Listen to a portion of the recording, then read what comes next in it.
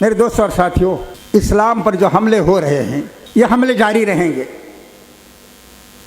ان کا مردانہ وار مقابلہ کیجیے، لیکن آپ کی ذمہ داری ہے، میرے ان نوجوانوں کی ذمہ داری ہے، آپ دنیا کو بتائیے کہ اسلام امن و امان کا دین ہے، دین رحمت ہے، تمہارے لیے بھی، ہمارے لیے بھی، اور اس ملک کے لیے بھی، اور ساری دنیا کے لیے بھی۔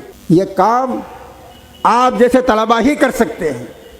دنیا کو بتائیے کہ جس اسلام کو بدنام تم کر رہے ہو، جس کی تصویر بگاڑ رہے ہو، وہ اسلام وہ نہیں ہے، بلکہ اسلام وہ ہے جو دنیا کو امن و امان کا پیغام دیتا ہے۔ واللہ یدعو الی دار السلام ویہدی من یشاء الی صراط مستقیم۔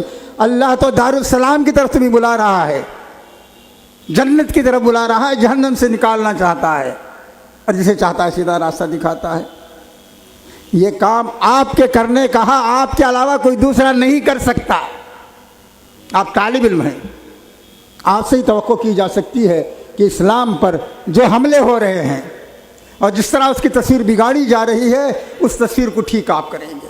اس لیے کہ آپ اس وقت کالجز میں ہیں، یونیورسٹیوں میں ہیں، درسگاہوں میں ہیں، آپ کو یہ موقع ہے کہ ان کے اعتراضات کو سمجھیں اور ان کو جواب دیں کہ اللہ کا دین کہاں گیا؟ پھیلنے کے لیے آیا ہے، پھیلنے کے لیے آیا ہے، اور اس کا پھیلانا آپ کی ذمہ داری ہے۔ یہ دین بڑی مشکلوں سے مختلف مراحل طے کرتا ہوا ہم تک پہنچا، اور اس کے بعد دوسروں تک پہنچانا آپ کی ذمہ داری ہے۔ نبی صلی اللہ علیہ وسلم نے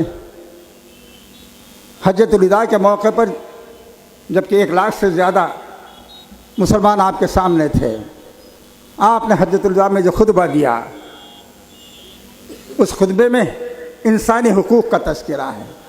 اس کے بعد فرمایا فَلْيُبَلِّغِ الشَّاهِدُ الْغَائِبُ، جو یہاں موجود ہے ان لوگوں تک اللہ کا دین پہنچا دے جو یہاں نہیں ہے، تب یہ دین یہاں پہنچا ہے۔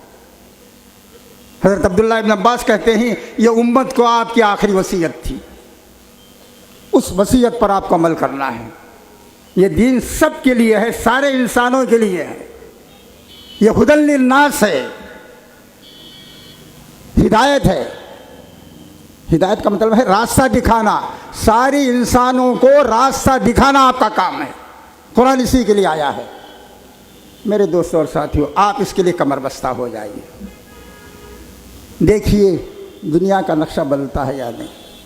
آپ بدلیں گے، یقیناً دنیا بدل جائے گی، اور اس کے لیے آپ کو غیر معمولی قربانی دینی ہوگی۔